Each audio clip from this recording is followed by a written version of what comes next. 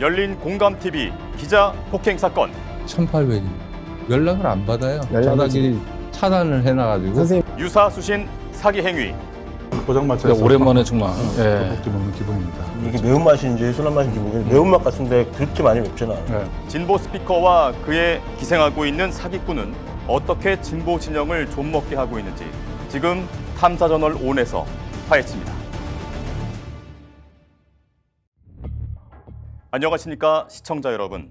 탐사저널 온의 특집방송 사회를 맡은 김기훈 아나운서입니다. 오늘은 특별히 정천수 PD가 아닌 제가 진행을 맡게 되어 처음으로 여러분께 인사를 드립니다. 그 이유는 잠시 후 영상을 통해 아시게 될 겁니다. 지난 2월 27일 저희 열린 공감TV 소속 서정필 기자가 백주 대낮에 서울 한복판의 공공기관에서 폭행을 당하는 사건이 벌어졌습니다. 그 참혹한 현장을 보시겠습니다.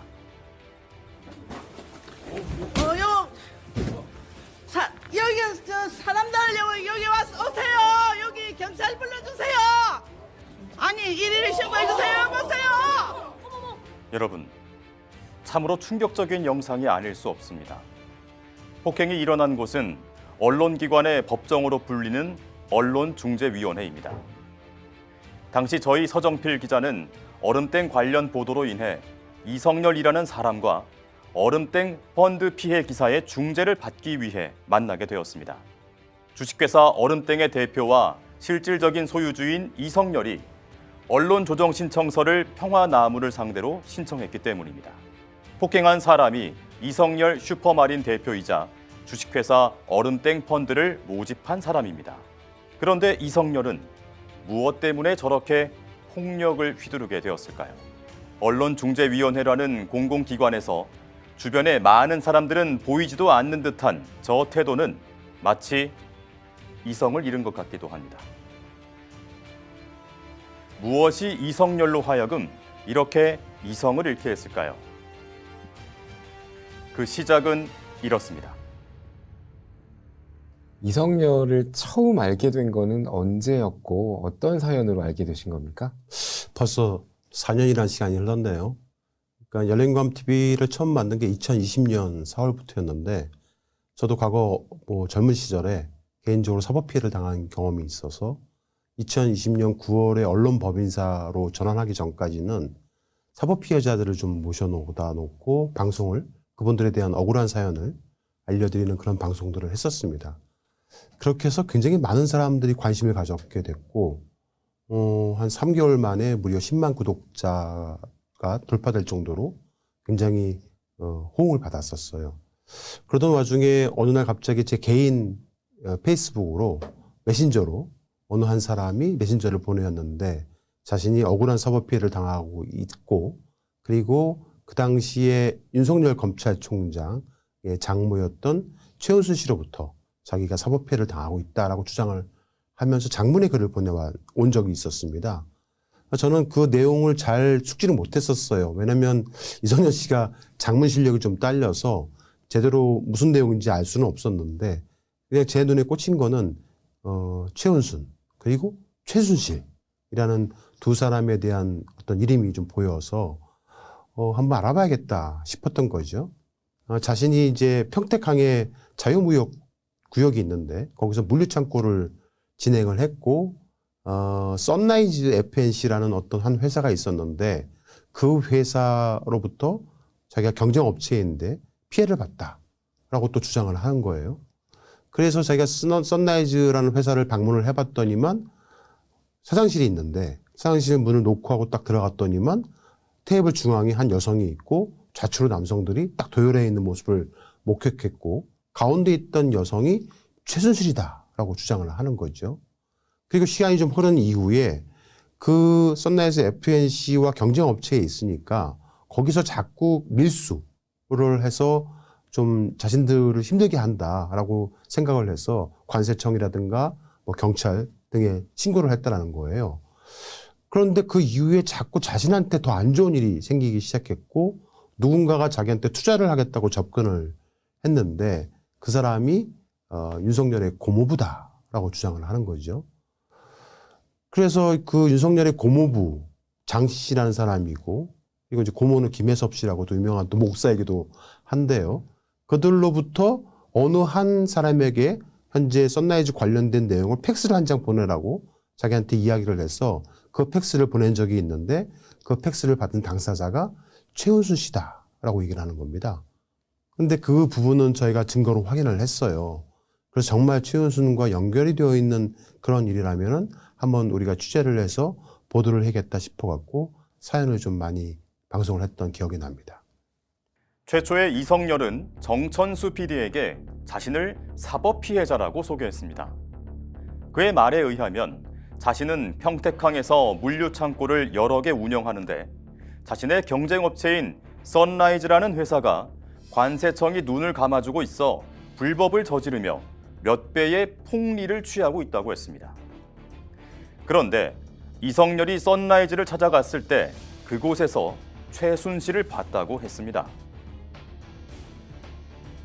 이성열은 자신이 최순 씨를 최초로 봤으며 선라이즈로 국정농단을 하고 있다고 판단을 해서 여기저기를 신고했으나 어디서도 받아주지 않았다면서 이 사실을 열린 공감TV에 제보하고자 했습니다.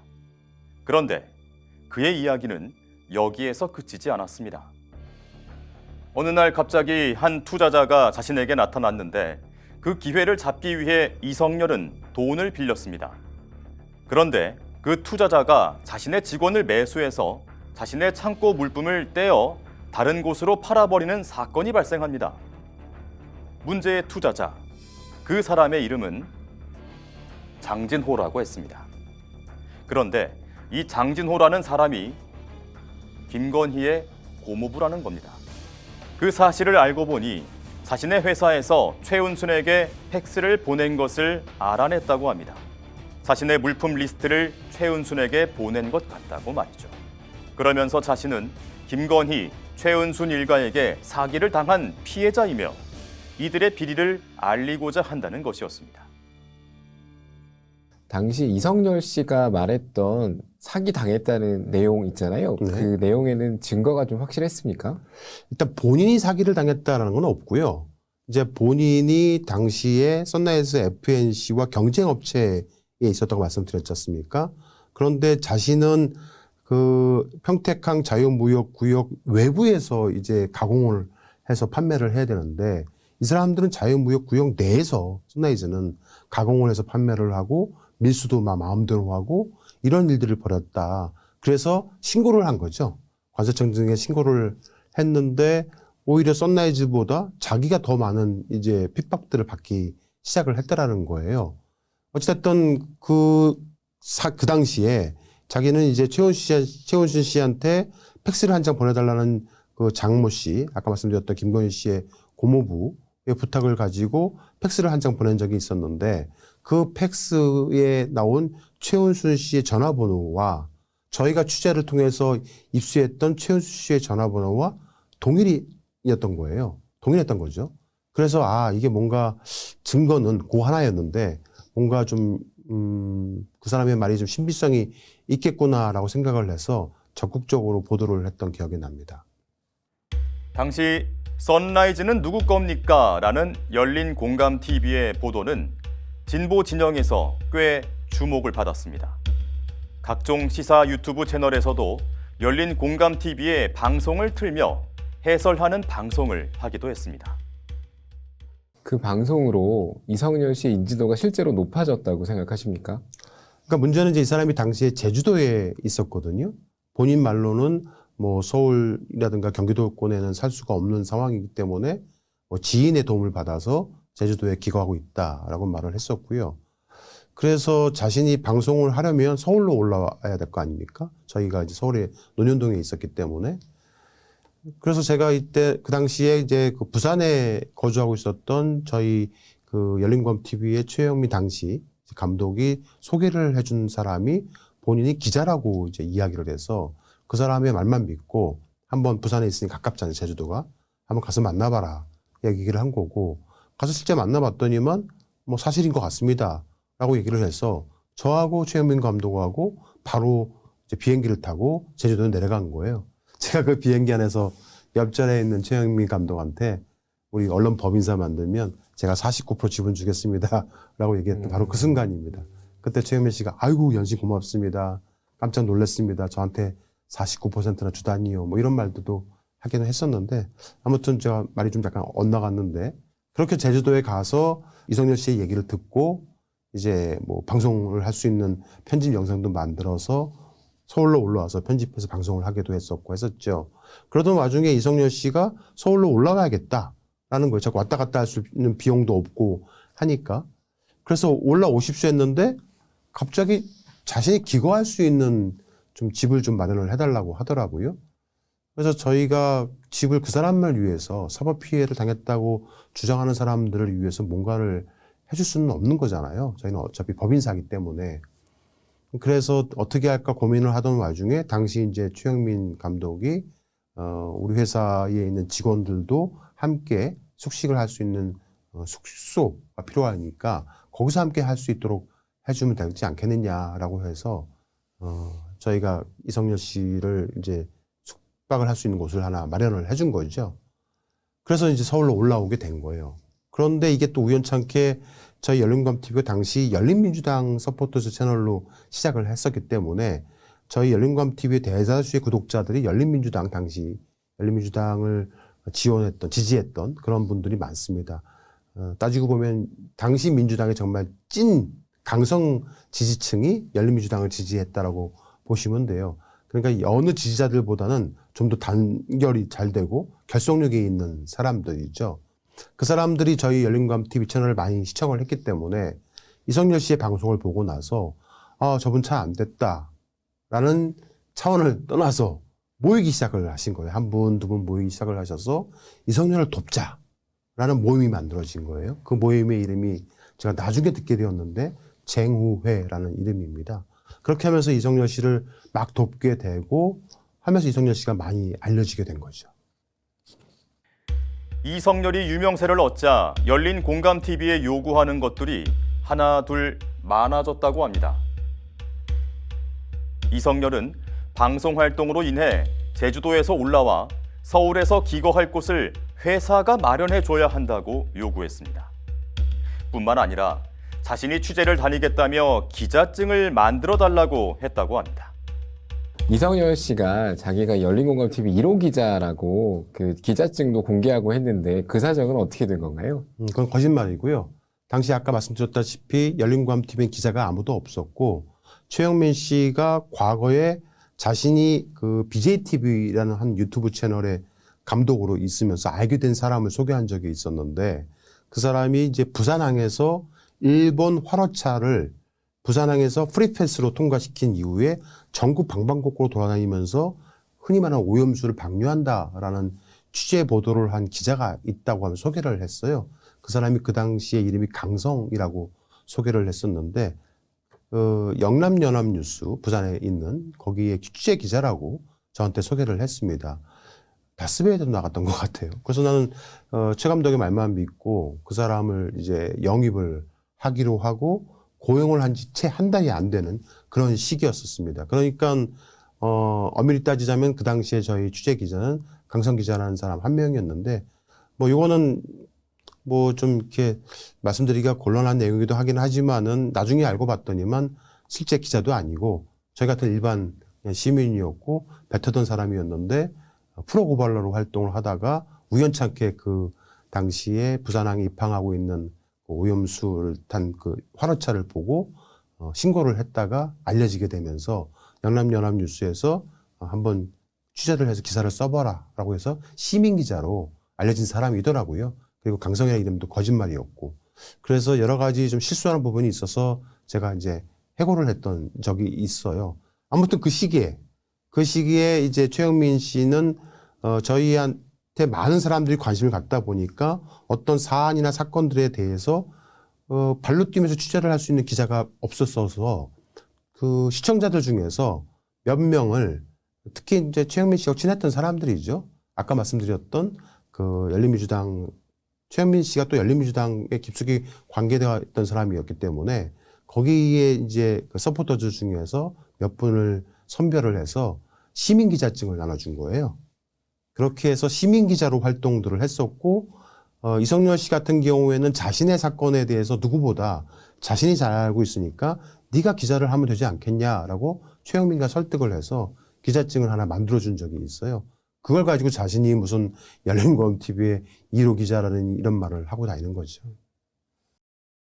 그 모임의 목적이 뭐였습니까? 사법 피해자, 청년 사업가, 이성열 후원회. 그 쟁후회 초대 회장님으로 알려져 계신데요. 네. 그러면 쟁후회가 뭔가요? 그 쟁후회는 사자성어에서 따왔다고 합니다. 알기로는 한영숙 씨가 장명했다 하고, 친구가 어려울 때나 잘못했을 때나 서로 힘이 되어주고 하는 그런 뜻이라고 들었습니다. 1차 펀딩이 언제였죠? 2020년 11월 13일인가? 이성열 씨의 변호인 항희석 변호사 소속한 양재 법무법인에서 공정을 했습니다. 목적이 뭐였죠? 그때 이성열 씨가 경제적으로 굉장히 궁핍했으니까 창구를 찾으면 상환하는 조건으로 한 구자 300만 원짜리 펀드를 만들어서 우리는 그거를 구입을 했죠. 당장 생활이 어려우니까 네네.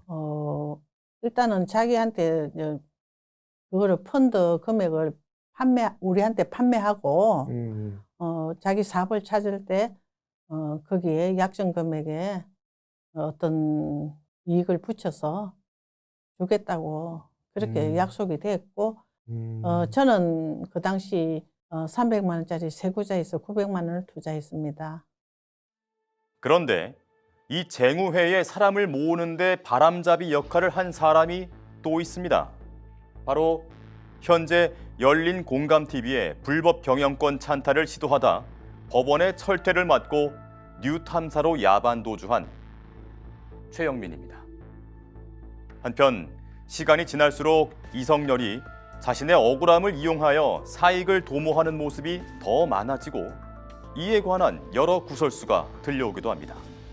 그가 장담했던 최은순이나 윤석열에게 피해를 입었다는 추가 증거도 더 내놓지 못하고 있었습니다. 그래서 열린공감TV 정천수 대표는 이성열 씨를 더 이상 출연시키지 않고 거리를 좀 더 두고 지켜보기로 합니다. 그런데 방송에 나올 수 없게 된 이성열과 최영민이 정천수 대표 몰래 무엇인가를 꾸미고 있었습니다. 순조롭게 일정을 진행해가던 어느 날 한국에서 박대용 기자가 RTV 관련 일로 의논할 게 있다며 미국으로 넘어왔다. 500만 원이 넘는 비행기 값을 법인에 지불하게 하면서 말이다. 박대용 기자는 정 PD의 노고를 보고 정 PD를 도와주고자 하는 듯했다. 차량 지원이 시급하다며 이사회에 긴급 안건으로 제시하기도 했다. 하지만 그의 목적은 따로 있었다. 자기들이 이게 잘못된 거라는 얘기를 하고 싶어도 옆에 그 사람들이 딱 붙어있기 때문에 얘기조차 나눌 기회가 없다. 그런 얘기를 저희가 계속 들었어요. 그렇기 때문에 좀 잠입을 시키기 위해서는 RTV 핑계를 대서. 그러던 중 정천수 PD는 시민 포털 사업을 위해 미국으로 가게 되고 많은 분들이 아시다시피 그 사이 정천수 PD는 최영민, 강진구, 박대용 등에 의해 회사를 불법으로 빼앗깁니다. 그러자 그 틈을 빌어 최영민은 이성열을 다시 방송에 출연시킵니다.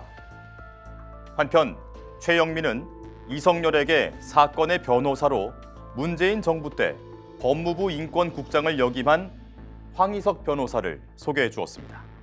앞서 피해자의 인터뷰에서 보듯이 황희석은 펀딩의 공증을 맡게 됩니다. 이것이 이성열의 1차 펀딩입니다. 황희석 변호사와 함께 쟁후회를 바탕으로 이성열을 위한 펀딩을 시작한 것이죠. 그 선라이즈, 그리고 그 선라이즈 기업은 저희들이 이제 취재를 해서 많이 아는 분들은 알겠지만은 결국 최은순 씨 일가, 특히 이제 그 김건희 씨의 고모이죠, 그 김혜섭 씨하고 그다음에 김혜섭의 남편이 중심이 돼서 사실은 이제 운영을 했던 기업인데, 이들이 이렇게 불법적으로 농산물들을 수입해서 이렇게 시중에 그 무단으로 빼돌린 행위들을 우리 이성열, 당시 이게 이제 보세 창고를 운영하고 있는 이성열 대표가 발견을 해서 이거 아주 공익 제보를 계속했던 거예요. 그래서 이들 눈에는 아주 눈에 가시 같은 존재가 된 거죠. 이들의 말처럼 선라이즈는 과연 최은순 일가와 관련된 회사일까요? 이성열은 본인이 직접 선라이즈 사무실에서 최순실을 봤다는 주장을 합니다. 그리고 선라이즈에 보낸 팩스에 최은순의 이름과 전화번호가 기입되어 있다는 것까지는 확인됩니다만, 그 이상의 직접적인 증거는 이성열이 아직 제시하지 못하고 있습니다. 어쨌든 이성열의 업체는 선라이즈와 경쟁 관계였고, 이성열이 그 경쟁 관계에서 석연치 않은 피해를 본 것으로는 보입니다. 이성열이 고발했다는 선라이즈와 그 관계자들 역시 밀수와 관세 포탈로 처벌을 받았기 때문에 불법적인 일들이 벌어졌던 것도 확인할 수 있습니다. 하지만 이상한 건 여기서부터입니다. 예전 시민언론 더 탐사, 현재 뉴 탐사는 자신들의 방송에서 이성열을 윤석열 일가에게 사법 피해를 당한 공익 제보자로서 대대적으로 내세우고, 동시에 시민들에게 이성열이 추진하는 펀딩에 참여할 것을 광고합니다. 그 결과 이성열은 약 수십억이 모금되었다며 그 돈으로 자신의 창고를 되찾았다고 주장하였습니다.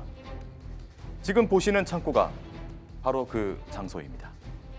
그런데 이들의 펀딩 행각은 여기서 끝나지 않습니다. 바로 2차 펀딩을 진행한 것입니다. 그런데 얼음땡 펀딩에는 다른 진보 유튜버들도 가세합니다. 이 중에서 시사의 품격과 성수대로 김성수 TV는 이 얼음땡 펀딩과 참기름 판매를 매우 적극 홍보합니다.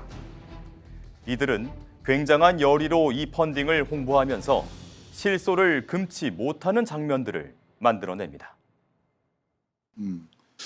자, 국민의 안전한 먹거리를 지키기 위해서 평택항에서 비리 세력들과 싸워오시는 공익신고자 이성열 대표가 참기름 들기름 사업을 시작했습니다. 더 탐사 방송을 통해서 시민들의 후원과 펀딩으로 창고를 찾은 후에 처음으로 시작한 사업이고요. 아직은 다른 사장님과 협약을 맺어 기름을 생산하고 있지만 창고 사무실 부지 1층에 전자동 기계를 설치해 직접 운영할 계획을 세우고 있습니다. 자, 보내드리는 기름은 식약청 식물검역소의 까다로운 검사와 검역을 통과한 수입산 참깨 들깨로 평택항에서 당일에 바로 짜서 보내드리는 것인 만큼 신선하고 고소합니다. 시험 검사에서 발암물질인 벤조피린이 검출되지 않아 적합 판정을 받았으니 안심하셔도 됩니다. 자, 350ml 정량을 담았으니 넉넉하게 드십시오. 참기름 하나, 들기름 하나, 2병 세트에 3만 원입니다. 350ml씩이네요. 참기름이 13,000원, 들기름이 17,000원. 그리고 카카오뱅크 7979-503793이 한영숙 이름으로 하시면 되네요. 이 말씀은 좀 공개적으로 드리기 좀 그렇긴 한데, 사실 저도 그 이성열 대표 때문에 이쪽 부분에 공부를 하다 보니까 사실요, 우리 국산을 굉장히 높게 생각을 하잖아요. 근데 실제로 훨씬 더 많이 약을 칩니다. 박대용의 말에 의하면 공익 제보자가 평택항에서 국민의 안전한 먹거리를 위해 참기름, 들기름 판매 사업을 하는데, 이들이 파는 참기름과 들기름은 중국산이라고 합니다. 굉장히 어색합니다. 심지어 최영민은 근거도 없이 이성열한테 배운 거라면서 중국산이 농약을 덜 쳐서 국산보다 낫다며 근거 없는 황당한 무리수를 두기도 합니다. 마치 장돌뱅이 약장수를 보는 것 같습니다. 중국산을 굳이 국내산보다 좋다고 포장하는 것도 어이가 없는 일인데, 중국산이 대놓고 더 좋다니 기가 막힐 노릇입니다. 도대체 왜 이런 황당한 무리수를 두면서까지 펀딩과 참기름 판매를 독려하는 것일까요? 이뿐만이 아닙니다. 참기름 제조 과정도 의심스럽습니다. 저 방송의 참기름 병을 보시면 식품 정보가 아예 없는 병이라는 것을 알 수 있습니다. 실제 주문한 병과 광고에 나오는 제품은 전혀 다른 것이죠. 오히려 박대용의 말과는 달리 식약처 검사나 인증이 전무한 업체의 제품이 배송됩니다. 더 가관인 것은 최영민이 중국산이 국산보다 더 좋다는 황당한 무리수까지 두며 광고했는데 정작 얼음땡이 판매하는 참기름의 원료는 파키스탄과 다른 지역의 저품질 깨들을 섞은 저질의 것이었습니다. 게다가 이들이 직접 평택에서 제조한다는 참기름과 들기름은 박대용의 설명과는 달리 경기도 오산시에 있는 청년상회라는 회사에서 납품받아 라벨 가리만 하여 판매하는 것입니다. 그런데 이 제품을 청년상회에서 직접 구입하면 한 개당 10,000원에 구입할 수 있습니다. 이 동일한 제품에 참깨 시민이라는 시민 2글자만 붙여서 얼음땡은 2개의 세트에 30,000원에 판매했던 것입니다. 이것은 이성열과 유튜버들이 공모하여 시민들을 속이는 행위를 하고 있던 거라고 볼 수 있습니다. 결국 얼음땡은 원산지 표시를 위반하고 미표시하여 결국 처분을 받게 되었습니다. 선라이즈 FNT라는 회사가 어떤 회사입니까? 전 현직 관세청 직원들을 내세워서 그 뒤에는 여자들이 있습니다.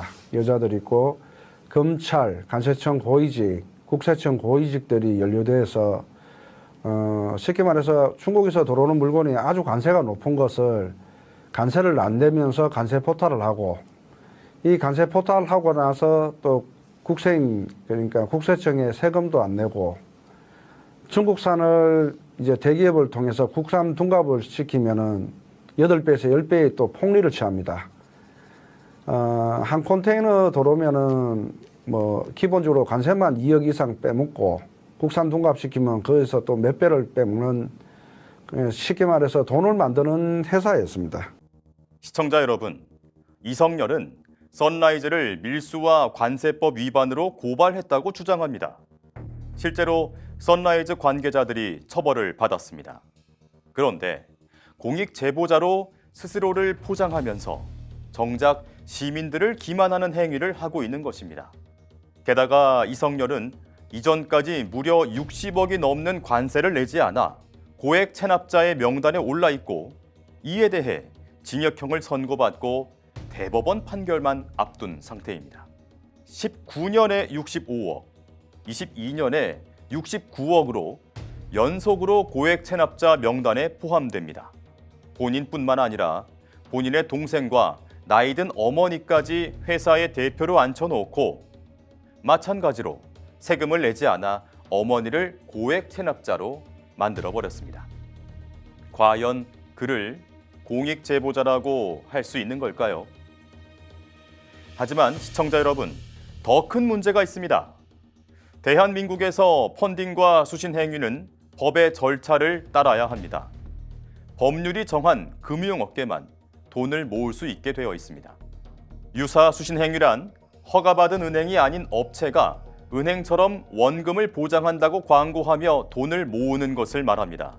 얼음땡은 어떤 절차도 없이 자신들 마음대로 원금의 최대 이자 14%를 붙여서 돌려주겠다며 펀딩을 합니다. 원금과 이자를 돌려준다고 하는데 게다가 좋은 일을 한다는데 많은 시민들은 그에 따라 돈을 그들에게 보내게 됩니다. 그 결과 이들은 수십억의 자금이 모였다고 주장합니다. 더 심각한 것은 정의로운 보도인들이라고 시민들에게 추앙받던 강진구, 박대용, 최영민이 이 불법 행위를 적극 광고하고 권장하였다는 것입니다. 실제로 이들의 말을 믿고 펀딩한 사람들이 대부분입니다. 하지만 그들은 피해자들에 대해 어떤 책임도 지지 않고 계속해서 이성열을 홍보해주고 있었습니다. 심각한 문제는 이 펀딩에 참여한 많은 사람들이 약속된 날짜에 돈을 돌려받지 못하고 있다는 것입니다.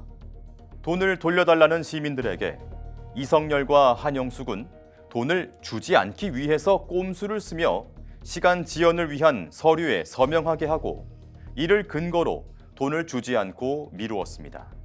이 피해자분들을 서정필 기자가 인터뷰했습니다. 그러면서 이제 뭐 다른 뭐 계획이 있었는지 모르겠는데, 그래서 석 달 넣고는 안 넣었어요.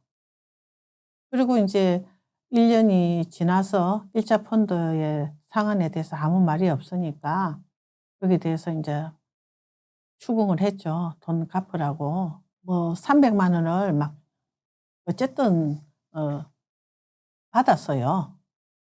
그러고 나서 그 뒤부터 뭐 반전 이상을 돈을 안 줬습니다. 전화도 안 받고 그렇게 됐죠. 그러다가 찔끔찔끔 받은 게 하도 여러 번 막 100만 원씩 150만 원씩 이렇게 받아서 정확한 언제 돈 들은지 몰라도 기록은 있습니다. 그리고 2차도 또 있잖아요. 나는 중복이 됐지만은. 근데 이제 씨가 이제 1년이 됐는데 돈을 안 갚으니까 내가 그걸 전혀 모르는 사이에 내가 중개를 한 거잖아요. 원금도 모자라서 그래서 그 돈 받게 하려고 엄청 싸움을 많이 했어요. 그래서 5개월에 걸쳐서 뭐 100만 원씩 뭐 얼마씩인데 첫 번째 오라고 해가지고 공증 서류를 가지고 나오라. 그러니까 뭐 경험 없는 사람이니까 가지고 나갔는데 거기서 이제 대의변제서를 사인하라 하고 그런 짓을 한 거예요. 그런데 그날 현금으로 100만 원, 만 원짜리 100장 묶음 세뭉치를 떼요. 그러고는 또 돈을 안 줘서 돈을 할 때마다 내가 빨리 갚아주라. 내가 당신네들이 안 갚으면 내가 대신 갚아줘야 될 입장이니까 갚아라 해서 한영숙이 이름으로 마지막에는 150씩 2분 들어온 것 같아요. 근데 그게 이제 뭐 쓴 사람도 그렇고 뭐 나는 그 자리에 안 있었으니까 모르지. 그랬는데 그걸 뜬금없이 요새 막 얼음 땡기고 뭐 어쩌고 저쩌고 하니까 카톡으로 그걸 보내는 거예요. 한영숙 씨가. 나도 처음 봐서 너무 놀랐어요. 이게 뭐냐고. 왜 써줬냐고. 근데 아마 그렇게 쓰게 하고는 공정서류를 뺏으려고 했던 것 같아요. 근데 아무리 그래도 뭐 돈을 300만 원 받았으니까 뭐 사인하라 하는 줄 알고 막 무심결에 사인을 했다는 거예요. 그러고는 공정서류는 그래도 안 주고 가져왔다고 그러더라고. 그럼 지금까지 선생님이 아직 못 받으신 금액이 어느 정도 되시죠? 나는 1,500이요. 그 원금을 달라고는 수차례 요청을 하셨었는데 또 못하게 녹음이 있고 구슬르고 얼르고 사정하고 내가 필요할 때는 내 전화를 씹는데 지 필요할 때는 밤이고 낮이고 연락 오는 거예요. 나중에는 돈 달라고 하니까 사람이 그렇게 악질적으로 살지 말라는 소리까지 들었습니다. 쟁후회 시절부터 후원해온 정모 씨는 공증 서류를 통해 지급 약속까지 받았지만 이성열은 차일피일 푼돈만 갚으며 상환을 미뤘습니다.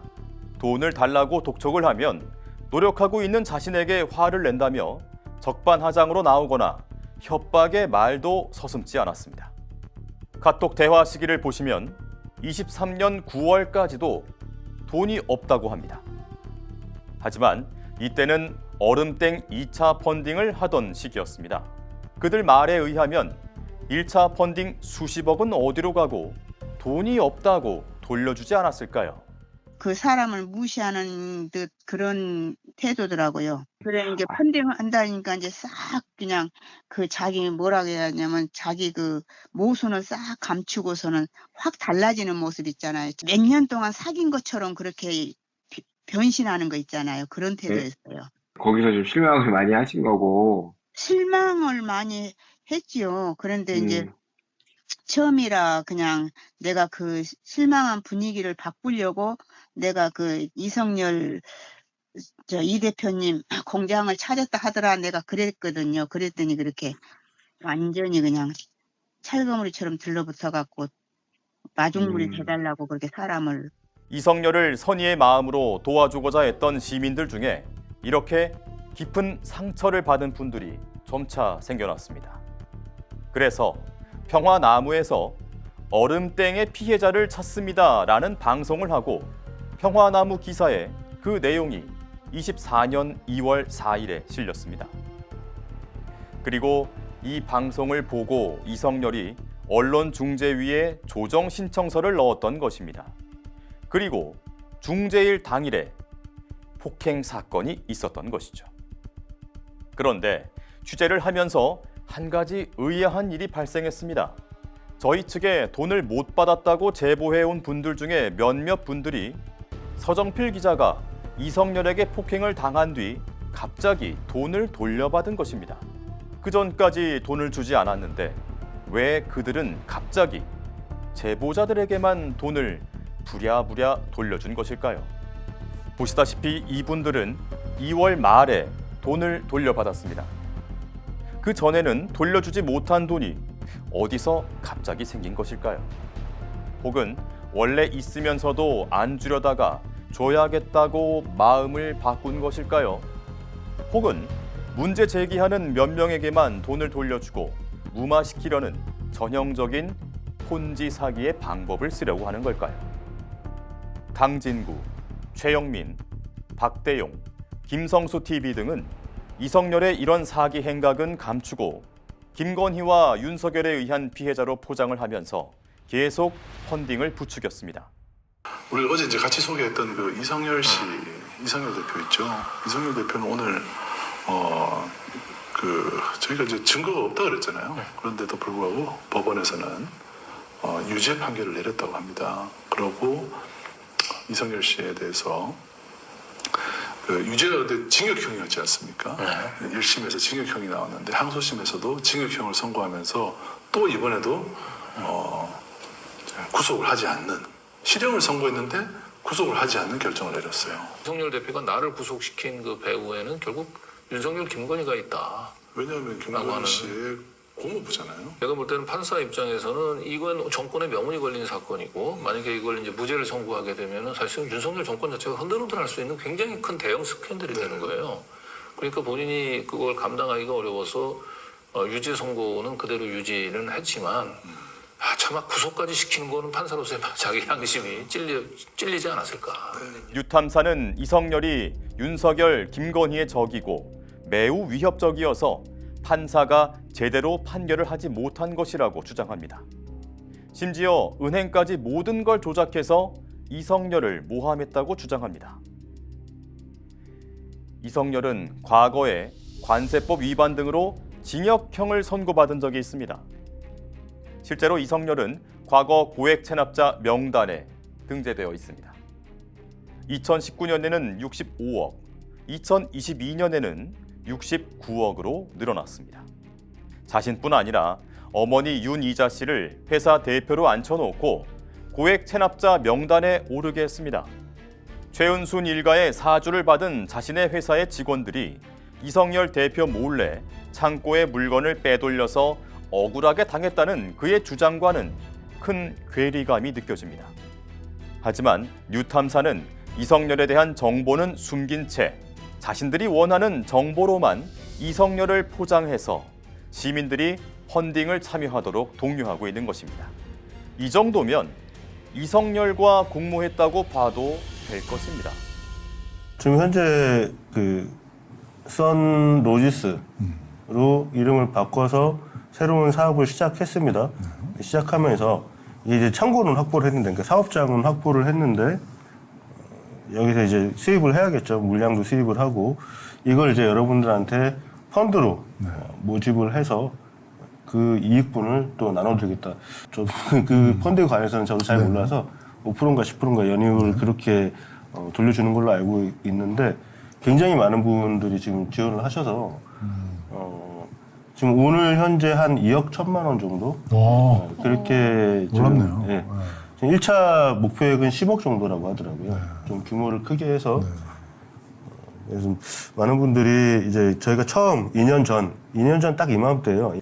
본인이 당한 그 7년, 8년의 세월 동안 계속 다짐을 한 거는 나 같은 사람이 또 있다.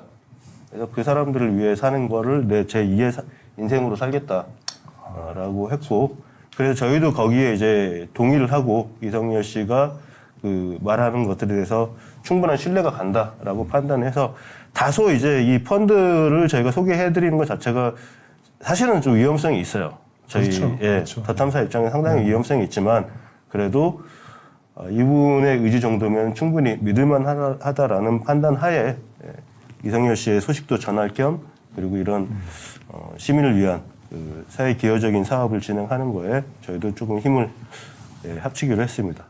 펀딩 방법은 저희 커뮤니티 보시면요, 조금 내려가 보시면은 그 자세하게 나와 있습니다.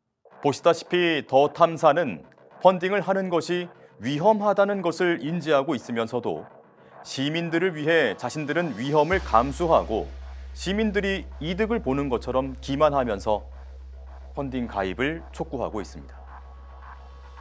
소위 진보 진영의 스피커라는 자들이 이렇게 잘못된 정보로 선동을 하고 진보 진영의 순수한 시민들의 돈을 빨아먹고 있습니다.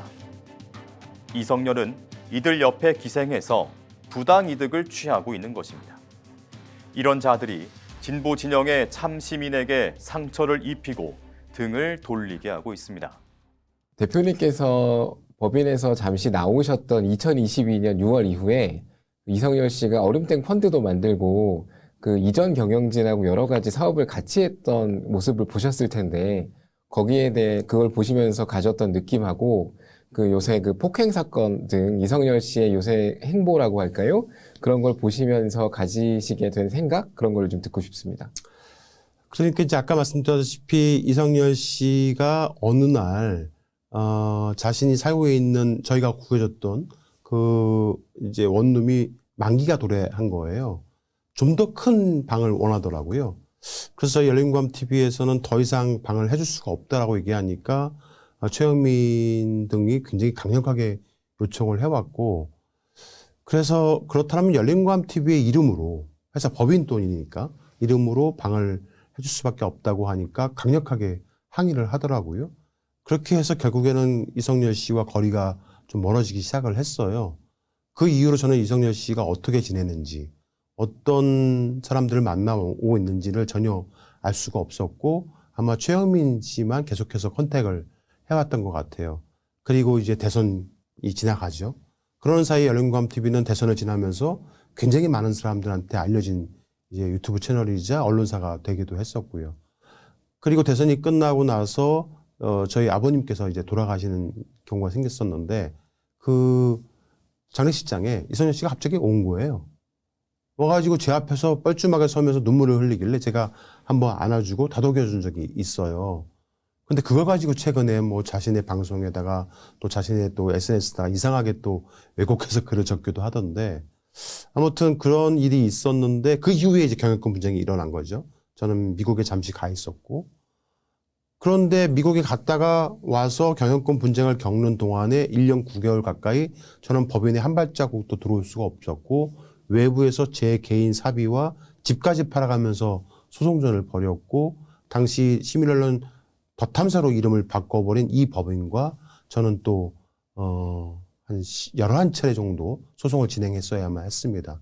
결국 11대 0으로 제가 다 승소하기는 했지만은, 그러는 과정에 이들의 방송을 통해서 이성열 씨가 자꾸 출연을 하는 거를 언뜻 알게 된 거예요. 근데 보통 출연하면서 그에 대한 또 예전에 말씀드렸던 선라이즈는 누구 겁니까? 라는 것을 계속 리바이벌 하면서 방송을 한 것까지는 좋았는데, 갑자기 참기름 들기름을 판매를 하기 시작하고 그 참기름 들기름을 홍보하고 판매하는 걸 뛰어넘어서 펀딩을 모집을 한다는 겁니다. 저는 그때 그걸 보고 기겁하는 줄 알았어요. 펀딩이라는 것은 국가로부터 허락을 득한 금융기관만 할 수 있는 일이거든요. 그런데 이 법인이 무슨 자격으로 펀딩에 관련된 내용을 홍보를 하는지 정말 기겁을 했습니다. 결국 유사수신 행위를 했다라는 건데, 그걸로 인해서 결국 제가 법인을 되찾기 전에 한 시민단체 대표와 함께 이 법인의 강진구 일당과 이성열 씨 등을 유사추신 행위 등에 대한 부분 등으로 해서 저희가 고발을 진행하기도 했었고 현재 형사사건이 진행 중에 있는 걸로 알고 있습니다. 이성열이 지금 손을 대고 있는 것은 비단 얼음땡뿐만이 아닙니다. 진보 진영의 유튜브를 오랜 시간 보아오신 분들께서는 대마시안이라는 이름을 한 번쯤은 들어보셨을 겁니다. 대마시안은 진보 스피커들의 채널에서 쇼핑몰을 운영하던 업체입니다. 급격한 성장세를 보이던 대마시안이 한 채널의 경솔한 행동으로 인해 나락으로 빠지게 되는데요. 바로 뉴탐사의 부적절한 시기의 먹방 때문이었습니다. 2022년 10월 29일 이태원 참사로 전국이 참담한 슬픔에 빠져 있었던 그때를 여러분도 기억하실 겁니다. 그런데 뉴탐사에서 그 이태원 참사의 희생자들 명단을 배경으로 떡볶이 먹방을 선보였습니다. 포장마차에서 오랜만에 정말 떡볶이 먹는 기분입니다. 이게 매운맛인지 순한 맛인지 모르겠는데 매운맛 같은데 그렇게 많이 맵지는 않아요. 네, 이거 떡볶이집 아들로서 제가 맛을 보장합니다. 이거 아주 맛있는 떡볶이네요. 네. 저희들 맛없으면 항의는 떡볶이집 아들한테 하세요. 이태원 참사자 명단을 뒤에 두고 정말 참담한 광경입니다. 당시 많은 시민들이 충격을 받고 대마시안에 환불을 대거 요청하기 시작합니다. 때마침 사업을 확장하려 많은 돈을 투자한 대마시안은 이 환불 사태를 계기로 경영 위기에 처하고 맙니다. 그런데 이 위기에 처한 대마시안에 이성열이 접근합니다. 이성열은 현재 대마시안 이사라고 주장하면서 자신이 경영권에 관여하고 있다고 합니다. 그 대마시안 사무실에 지금 얼음땡이 들어갔다? 네, 저희가 이제 그 대마시안 구로동에 있는 대마시안 사무실인데 여기 이제 쟁후그룹 있고 저기 서 계신 분이 이성열. 그래서 그 지금 저 대마시안 사무실 자리에 왜 얼음땡 쟁후그룹이 들어와 있을까? 원래는 저 쟁후그룹은 평택에 무슨 뭐 그때 뭐 창고 짓는다고 막 짓고 있었는데 대마시안에 있어갖고 좀 많이 놀랐어요, 사실은요. 이 상황에 대해서 이걸 어떻게 해석을 해야 되나. 그래서 저도 미수금이 있고 또 그 미수금이 사실은 그러니까 뭐 저는 사실은 뭐 제 미수금 정도는 저는 이제 안 받아도 된다고 생각하는 입장이었어요. 왜냐면 그거 뭐 그래도 사실은 뭐 몇천 단인데 뭐 저도 사업을 해서 어려움을 겪어봤고 그래서 대마시안이 어쨌든 민주진영의 쇼핑몰을 사실은 그렇게 대행해주는 어떤 뭐 업체로서 역할을 하고 있었기 때문에 아이 뭐 나는 뭐 그 뭐 한 뭐 몇천 뭐 미수금 못 받아도 되고 그냥 거기 그 물건을 공급한 사람 분들은 그건 좀 반드시 좀 처리를 해달라라는 취지로 저는 얘기를 했어요. 계속. 작년 5월달인가 뭐 6월달부터 이제 미수금이 쭉 쌓였는데 우리는 그 억 단위야. 여기는 이제 김영민 TV는 이제 억 단위, 억도 그냥 뭐 그냥 한자 1억도 아니고 아무튼 큰 억자. 그래서 여러분 요즘 김영민 TV가 조금 경영이 이 자금이 어려워진 이유가 미수금이 너무 많아요 지금요.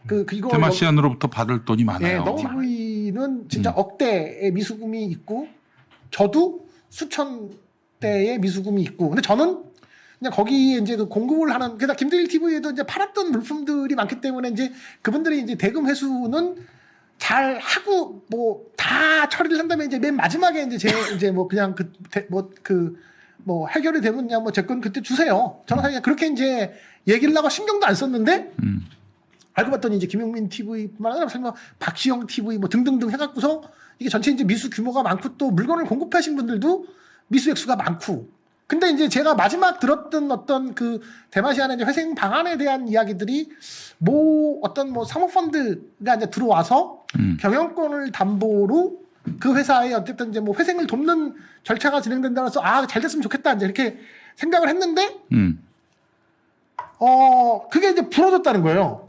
근데 이제 지금 나중에 제가 뭐 이렇게 그때 상황을 좀 복기를 하고 나름 좀 알아보니까 그 사모펀드가 지금 이제 뭐 얼음땡이 뭐 참여를 한 혹은 뭐 관련이 있는 뭐 그래서 부러진 건지는 알 수 없으나 그래서 뭐 그런 가운데 지금 대마시안 사무실에 얼음땡이 들어가 있고 거기 있는 실제 뭐 거의 뭐 갔다 오신 분의 제보에 따르면 예전에 구 대마시안의 장비들까지도 같이 그 지금 그 얼음땡 사무실에 있는 것으로 이렇게 외부에서 보이고, 그래서 찾아간 분들 말에 의하면 이제 뭐 좀 약간 그냥 우린 단순하게 거기 그냥 이렇게 임대를 냈을 뿐이다라고 얘기하는데, 그것도 너무 거의 뭐 윤석열 부친 윤기중과 저기 화천대유 그 김만배 누나랑 뭐 집거래하고 그게 우연이라고 하는 얘기만큼이나 정말 너무 그건 골 때리는 얘기 아니에요? 황당해. 예. 네.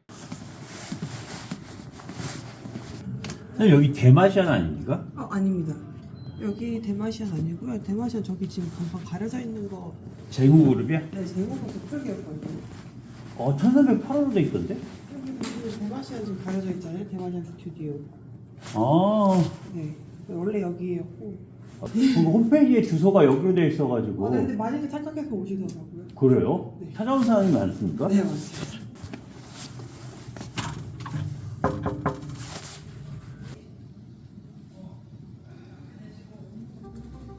들으신 것처럼 대마시안 옆에 쟁우그룹 사무실이 있습니다. 또한 지난 3월 5일 성수대교 방송에 이성렬이 출연했는데 이 촬영 스튜디오가 바로 대마시안의 것입니다. 이런 정황으로 보아 이성렬이 대마시안과 깊은 연관이 있다는 것을 추측해 볼 수 있는데요. 과연 이성렬이 대마시안의 경영권을 갖는 데 필요한 돈은 어디서 났을까요? 이건 역시 얼음땡 펀딩으로 모든 시민들의 후원금으로 모인 것은 아닐까 하는 의혹을 받고 있습니다.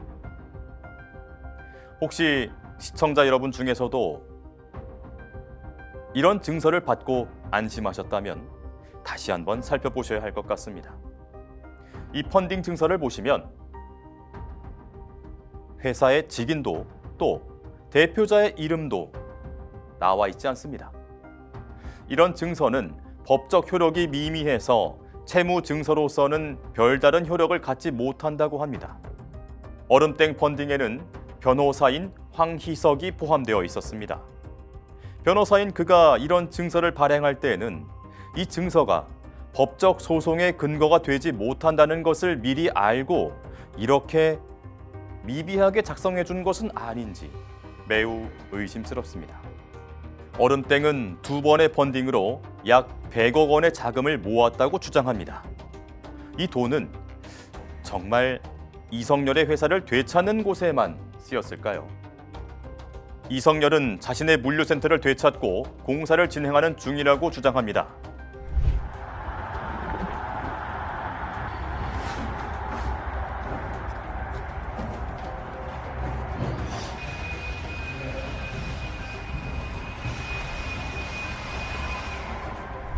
하지만 수십억 원이 투입된 현장이라고 보기에는 아무래도 어렵습니다. 평택 공장 가셨을 때, 실제로 뭐 작업이 진행되고 공장을 제대로 좀 갖춰가지고 설비도 갖추고 해서 잘 해보겠다고 그래서 돈을 모아서 투자를 하시고 그게 잘 진행되는지 보러 가셨다고 했잖아요. 네네네. 근데 거기 실제로 보셨더니 어땠는지 간단하게 좀 말씀해 주십시오. 이제 처음에 갔을 당시 한 달 동안은 솔직히 막 쓸고 닦고 뭐 하느라고 뭐 시간이 어떻게 가는지도 사실 몰랐고요. 네네. 그랬는데 한 달이 지나면서 자꾸 그 화장실 청소를 반복해서 하는 거가 영 이상했어요. 네네네. 왜 화장실 청소를 수도 없이 반복해서 청소를 하는 건지. 그런데 청소하는데 거의 자기 시간을 다 투자하는 거. 한명숙이나 이성렬이는. 네. 그리고서는 청소가 이제 마무리 되니까는 될 무렵에 그 공장은 냉동 창고는 수리도 안 하고 이성렬이가 지게차를 타고서는 공장을 일을 하는 것처럼 가장을 하면서 한영숙이는 그걸 찍어서 유튜브 방송을 하더라고요. 네네네.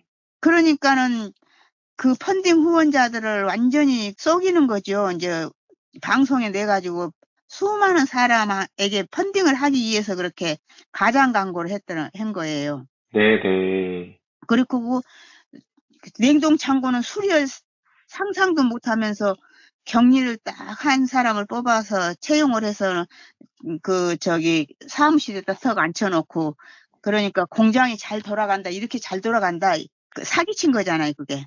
그거 사기친 거죠. 왜냐하면 냉동 창고로 수리도 안 했는데 뭐가 일을 진행을 해 격리가 뭐를 일을 할 텐데 가만히 사람만 갖다 뽑아다 놓고 앉혀놓으면 뭐 합니까?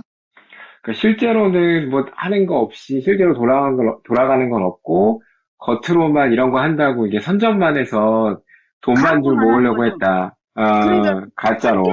펀딩 후원자 돈을 많이 펀딩을 하기 위해서 가장 광고를 한 거죠. 그러니까 허울 좋게 말하자면 실속은 하나도 없는데 네네네. 아주 일이 많은 것처럼 네네네. 공장이 잘 돌아가는 것처럼 그렇게 사기친 거예요. 말하는 게 사기예요, 사기. 시청자 여러분, 오늘 살펴보셨듯이 이성열은 공익 제보자도 또 권력형 비리의 피해자라고만도 보기가 힘듭니다. 그도 역시 고발로 자신의 불법적인 경쟁자를 견제하지만 자신이 비난하는 위법 행위에 대해서는 스스로에 대한 판단이 매우 다른 사람입니다.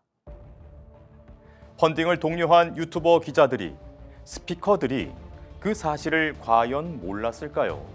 결국 돈 앞에 눈이 멀어 공모한 채 시민들을 속인 것일 뿐입니다. 그 계좌 후원도 하셨다고 들었는데 어떻게 하시게 된 거죠? 이성열 씨 본인의 그 유튜브에서 이제 본인의 사연을 계속해서 올리는 중에 이제 본인의 어머니가 그 몸이 좀 아프셔가지고 작은 병원에서 큰 병원 가보라는 얘기가 있어가지고 대장암 관련해서 뭔가 좀 큰 병원 가서 이제 진료를 받으라는 그런 얘기가 있었는데 돈이 없다고 어머니가 편찮으시는데 돈이 없다고 하는 얘기가 있어가지고 저도 그때 좀 아픈 와중이었고 그래서 너무 안타까워서 제가 돈을 병원에 어머니 모시고 병원에 가보시라고 돈을 좀 보내게 됐습니다. 저들은 시민들의 선한 마음을 이용해서 자신들의 정치적인 희생양인 양 행세하며 시민들에게 피해를 주고 깊은 상처를 입히고 있습니다. 저희 탐사저널5는 더 이상 피해를 입는 시민이 나오지 않기를 간절히 바라고 있습니다.